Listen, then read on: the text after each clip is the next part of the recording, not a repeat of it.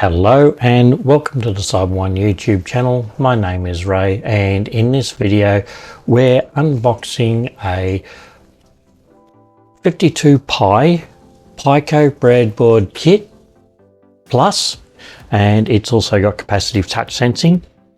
So I purchased this one from AliExpress, and I can't remember how much I paid for it at the moment, but I'll put that in the description. So in the ad, it came with the option of just a breadboard kit, or you could get it with a Pico or a Pico W. So I ordered with the Pico W.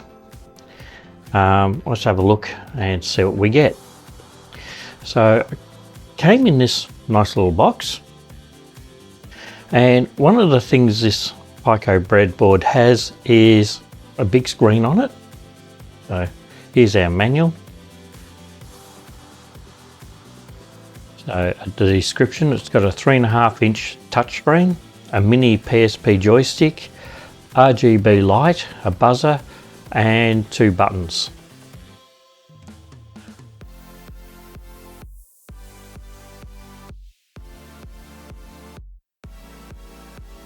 The little 3.5-inch touchscreen, TFT type, 320 by 480 pixels.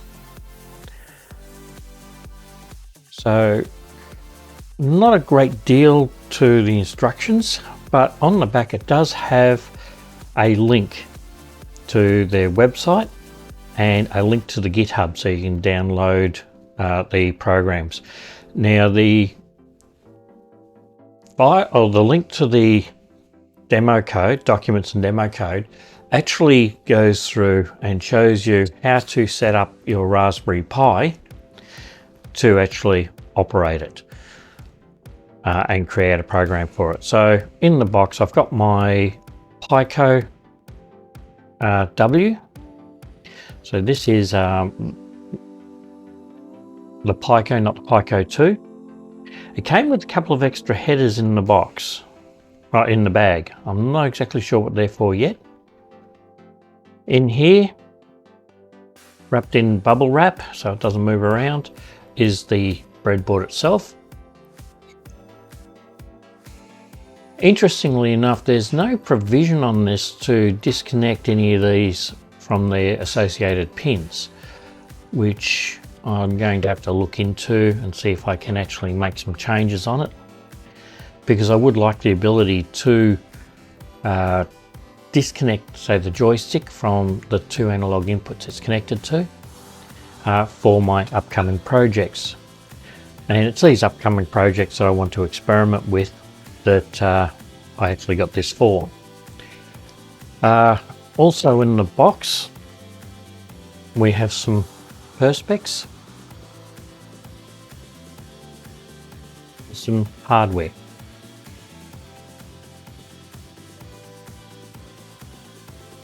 It's frosted perspex. It might have a cover on it.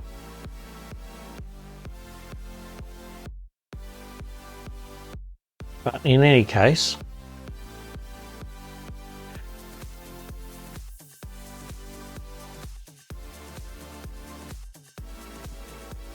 we have some screws and standoffs and some nuts.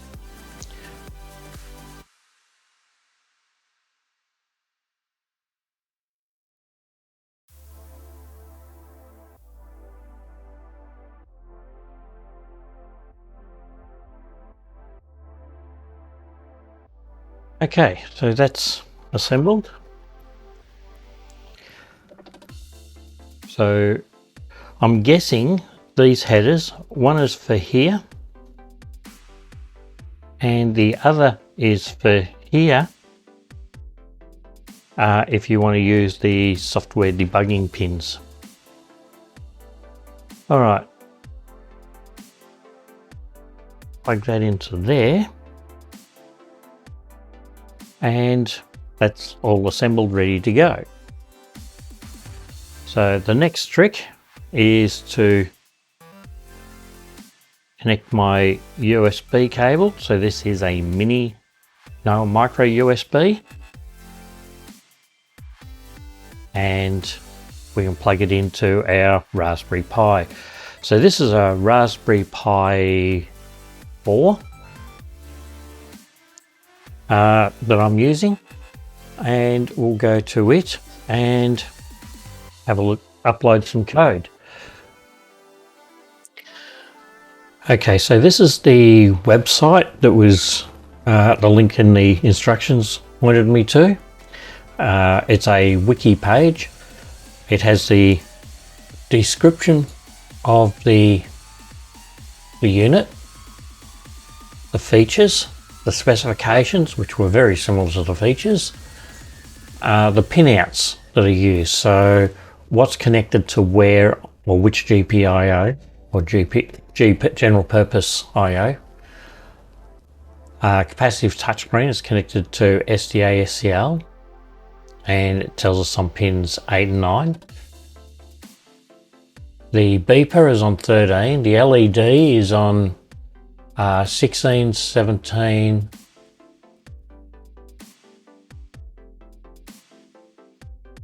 it must be a 2-color LED. The RGB LED, now that's one of the programmable addressable LEDs, and it's on IO12. And then we've got 2 buttons on 14 and 15. Now, when you scroll through all of the nice pretty pictures down to the bottom, it does show you how to set up the Raspberry Pi.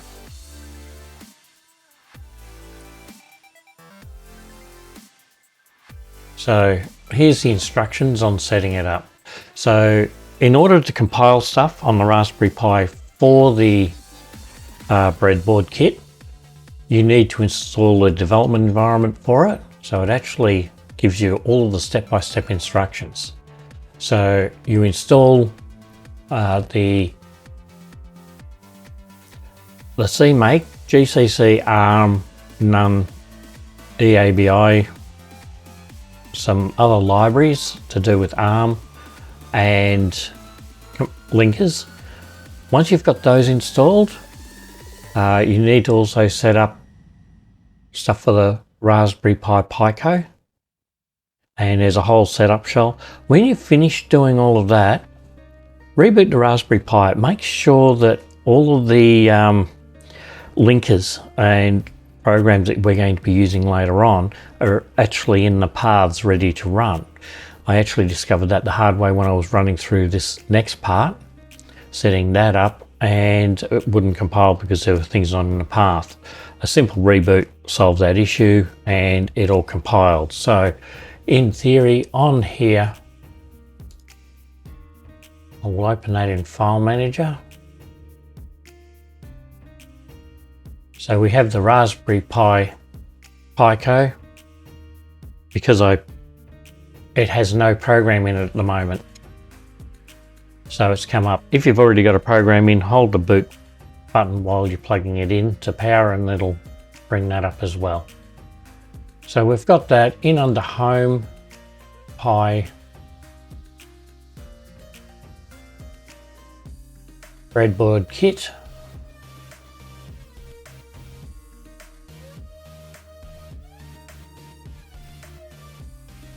Build. And I have Hello World UF2. So this is one I've compiled already. And this was my compile window there. So I'm going to take this file here, that's the Hello World UF2, and copy and paste.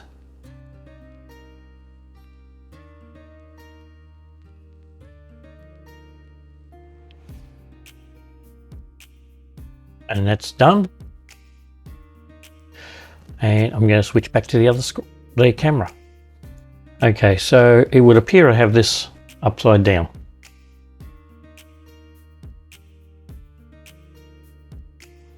So we have keyboard demo. Just going to see if I can adjust that a little bit.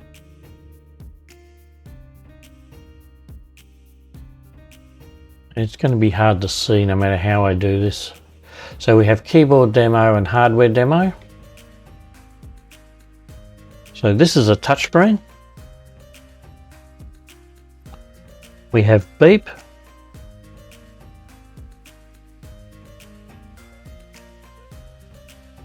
Alright, so you probably can't hear that. Let me see if I can get this a bit louder.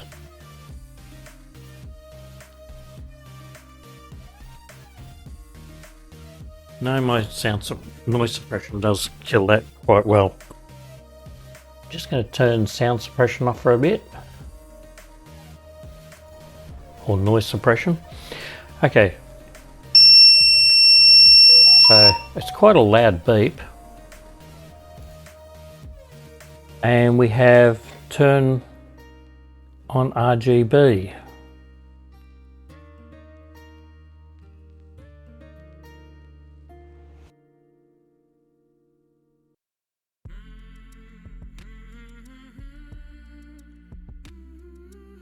Here we go.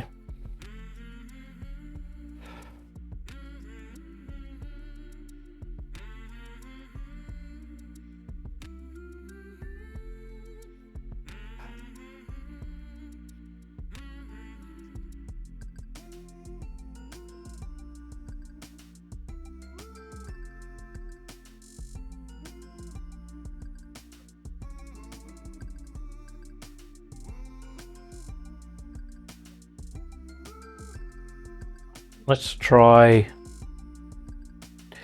restarting that.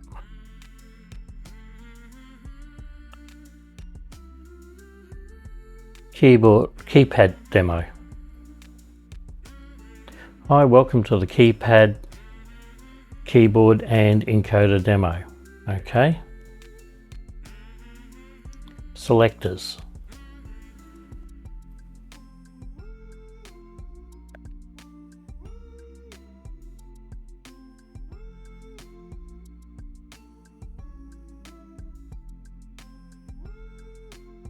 What we got?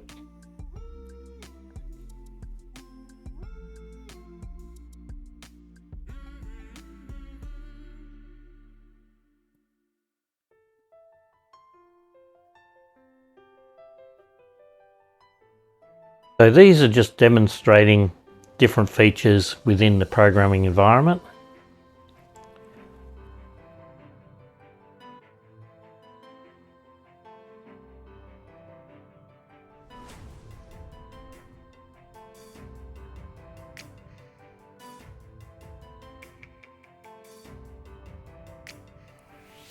And I think I'm going to have to read through each of the manuals individually. So it does appear to, it operates a screen. Whether or not the software is, doing everything that it could is another thing. It does show sliders on the screen. Little widgets we can push. And standard editing and selection options. So there's also a second link which is to a GitHub. So I'll see if I can find that and I'll put it up on the screen as well. Okay, so this is the GitHub and it has all of the various files associated with this breadboard kit. There is more information here.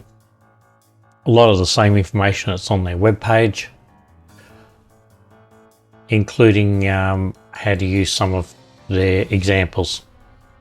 I will learn some more about this, and I've got a few projects that I want to play with, and the screen will be handy for that. To see when I get around to those projects, don't forget to click on like, subscribe, ring that notification bell. It's a form of support, helps the channel a great deal and costs you absolutely nothing. If you'd like to help the channel further, I do have both Patreon and YouTube membership, and you can join my VIP patrons Go Lucky, Jeff Jerd and Kerez Cotini, my builder patrons Elmorales 45, Andrew Cardone and Agar 69, and my YouTube member Joel Huxwell in helping to support the channel. My patrons get these videos a week before they're released in general on YouTube. If you've got any questions, feel free to leave a comment below or drop into my Discord. There will be a link in the description, and ask your question in there, and I will do my best to answer it. If not, someone else might be able to. And we'll see you in the next video.